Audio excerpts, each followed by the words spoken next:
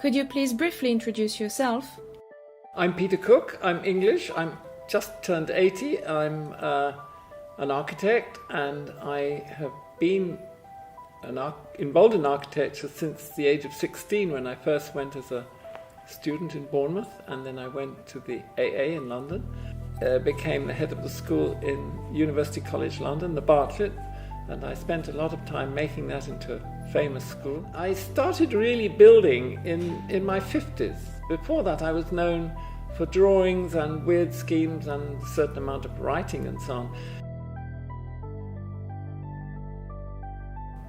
I'm not sure about inspiration. I think that at a certain, if you take a day or a month or a week or a year, there's certain ideas passing through one's head, reinforced or sparked by funny things that happen, odd coincidences.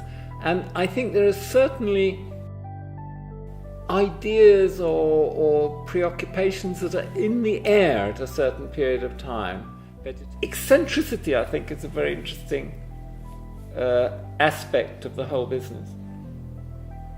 I know you love travelling, and you've been travelling so much. I'll then ask you to close your eyes, and I'll put an object in your hands. I brought it back from one of my trips, and you'll have to analyze it and maybe guess what it is.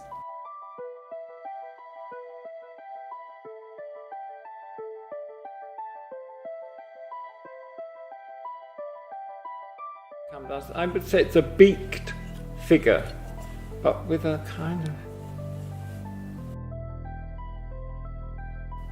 That's what I read. Open your eyes. Well, it is. It's taught from Egypt. Look, yeah. If we say, this is a beautiful room, what is to say it's a beautiful room?